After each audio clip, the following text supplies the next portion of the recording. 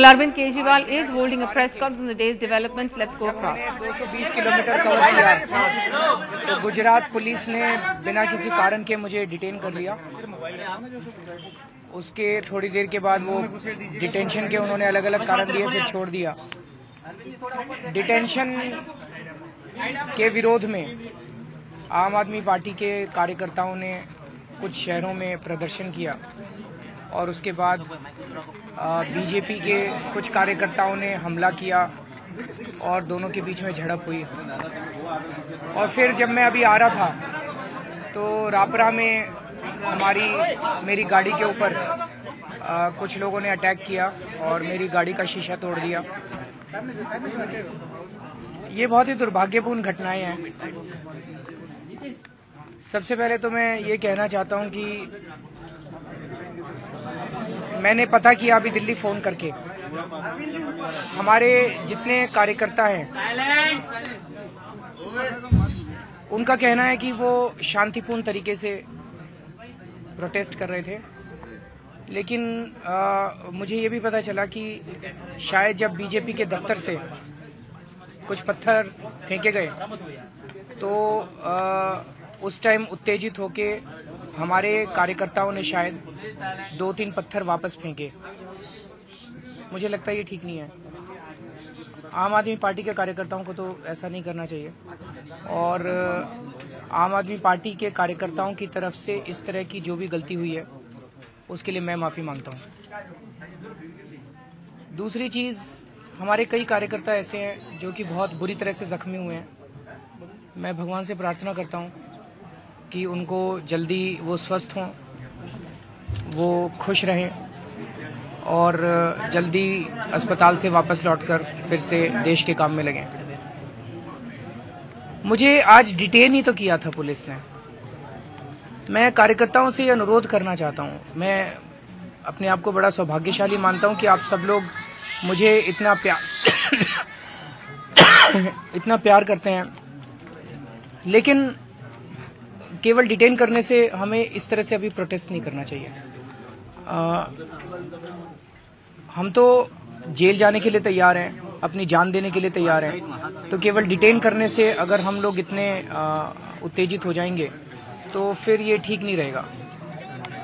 इसीलिए मुद्दा भटक जाएगा, जो असली मुद्दा है वो भटक जाएगा अगर इस तरह की चारों तरफ वायलेंस फैल जाएगी। तो हमें किसी भी तरह से उत्तेजित नहीं होना है। दूसरी चीज, मेरी जान की परवाह मत कीजिए, मैं ठीक हूं और मैं ठीक रहूंगा क्योंकि सच्चाई के रास्ते पे चल रहे हैं। भगवान हमारे साथ है, भगवान हमारी रक्षा कर रहा है। तो मेरे को डिटेन करते ही आप लोग इस तरह से, प्लीज मेरी आप सब लोगों से रिक्वेस्ट है, अभी भी खबर आ रही है कि कहीं अलग अलग शहरों में कुछ जगह प्रोटेस्ट करने की तैयारी। कल से कोई प्रोटेस्ट नहीं करेगा, हमें नहीं प्रोटेस्ट करना। हमें हमारा असली काम है कि जो गुजरात के अंदर हम लोगों को मिल रहा है, जो घोटाले मिल रहे हैं, जो गलत चीजें मिल रही हैं, उसको जनता के बीच में जाके प्रचार करना। हमारा बीजेपी से क्या लेने देना? हमारी लड़ाई बीजेपी से थोड़ी है, हमारी लड़ाई कांग्रेस से थोड़ी है, हमारी लड़ाई तो भ्रष्टाचार से, हमारी लड़ाई तो महंगाई से, हमारी लड़ाई इन पार्टियों से थोड़ी है। तो हमें बीजेपी के साथ बिल्कुल नहीं उलझना है। दूसरी चीज, जो लोग आज हमारे खिलाफ प्रोटेस्ट कर रहे हैं वो लोग भी अच्छे हैं, लेकिन मुझे लगता है वो मिसगाइड हो गए हैं।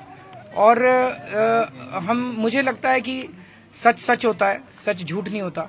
एक ना एक दिन उनको पता चलेगा कि वो जिस पार्टी के साथ हैं या जो रास्ते पे चल रहे हैं वो ठीक नहीं है, और वो सब लोग भी आ जाएंगे। तो हमें किसी का इस तरह से वो नहीं करना। वो लोग ये चाहते हैं कि मुद्दा भटक जाए। अभी सुबह से हम लोग गुजरात में जगह जगह गए, मोदी जी कह रहे थे विकास हुआ, विकास हुआ, विकास हुआ। हम देखने गए विकास कहाँ हुआ। तो यहाँ तो बहुत सारे घोटाले मिल रहे हैं।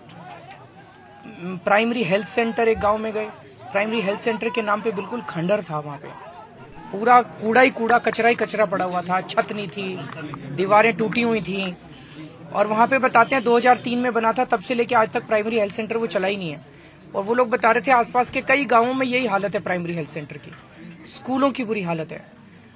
और जब बात की वहां पे तो पता चला भ्रष्टाचार का तो बहुत ही बुरा आलम है गुजरात के अंदर। तलाटी के लिए 10-10 लाख रुपए की रिश्वत देनी पड़ती है। एक लड़का मिला, बोला जी मैंने असिस्टेंट रजिस्ट्रार की नौकरी के लिए अप्लाई किया था, 30 लाख रुपए रिश्वत मांग रहे थे। बीपीएल कार्ड जो है वो अमीरों के बने हुए हैं, गरीबों के नहीं बने हुए। इंदिरा आवास योजना जिनके घर हैं उनको मिल जाती है, जिनके घर नहीं है उनको नहीं मिलती है, और उसके लिए भी पैसे देने पड़ते हैं। FIR दर्ज कराने के लिए पैसे देने पड़ते हैं। यहाँ पे वैसे तो कहते हैं प्रोहिबिशन है, लेकिन बताते हैं कि शराब खुलेआम बिकती है और पुलिस पैसे लेके शराब बिकवाती है। तो चारों तरफ बुरा हाल है। मोदी जी कहते हैं बिजली 24 घंटे आती है। मुझे तो कई गांव वाले मिले, बोले जी 3 घंटे आती है, 4 घंटे आती है, 6 घंटे आती है। पानी की बहुत किल्लत है जगह जगह। ये सारे मुद्दे निकल के आ रहे हैं।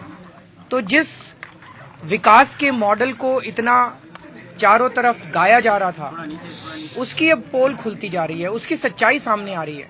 जैसे मैं कहा सच सच होता है, सच झूठ नहीं होता, उसकी सच्चाई सामने आ रही है। अब वो लोग ये सारे हमले करेंगे, वो तो चाहते हैं कि इशू डाइवर्ट हो जाए। आज हो गया ना इशू डाइवर्ट। शाम के वक्त से अब केवल वायलेंस चल रही है कि आम आदमी पार्टी और बीजेपी वाले भिड़ गए, आम आदमी पार्टी और बीजेपी वाले भिड़ गए। हमें नहीं भिड़ना बीजेपी वालों से। तो मेरी सारे आम आदमी पार्टी के कार्यकर्ताओं से अनुरोध है, सिंपैथाइजर्स से अनुरोध है, जो जो लोग इस मूवमेंट से उड़े हैं, हमें उनके साथ बिल्कुल नहीं भिड़ना। आपका इस वक्त काम है कि जो जो फाइंडिंग्स गुजरात में अभी 25 टीम आई हुई हैं वॉलंटियर्स की, जो अलग अलग डिस्ट्रिक्ट्स में जा रही हैं, जो जो फाइंडिंग्स हैं उसको देश में लेके जाएं और लोगों को बताएं कि जो विकास का मॉडल बताया जा रहा था वो बिल्कुल झूठ था। गुजरात के अंदर किसी भी तरह का विकास नहीं हुआ है।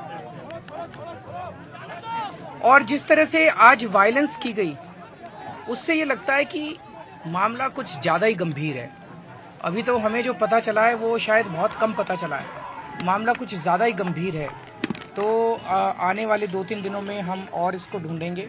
और एक चीज याद रखना, जो लाठी मारता है, जो पत्थर मारता है, वो कायर होता है, और जो पत्थर खाता है वो बहुत बहादुर होता है। तो पत्थर खाने की तैयारी करना, लाठी खाने की तैयारी करना, लाठी मारने की तैयारी मत करना, पत्थर मारने की तैयारी मत करना। और ये लड़ाई बहुत अहम है, बहुत लंबी है। जो जो लोगों को लगता है कि वो पत्थर खा सकते हैं, लाठी खा सकते हैं और अपनी जान देने के लिए तैयार हैं, वही आंदोलन के अंदर रहें।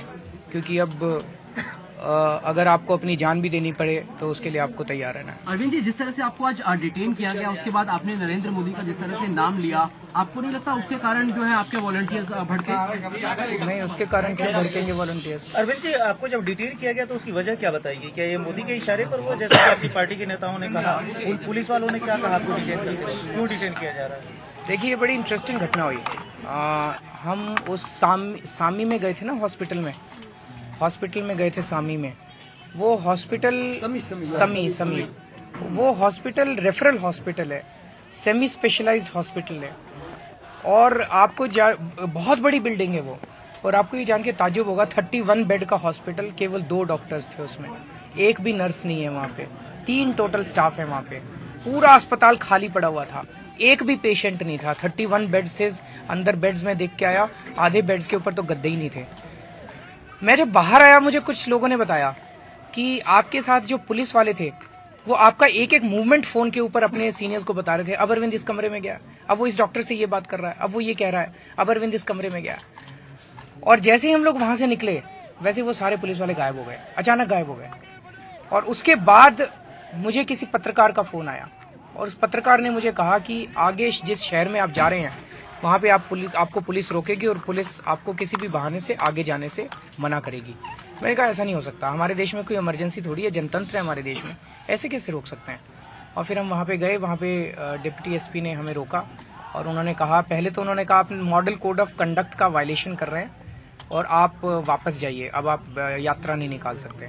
मैंने कहा नहीं, मेरे को तो मॉडल कोड ऑफ कंडक्ट पता है, आप हमें नहीं रोक सकते। तो वो हमें थाने ले गए। थाने में फिर मैंने उनको कहा कि आप मॉडल कोड ऑफ कंडक्ट लेके आइए। वो लेके आया।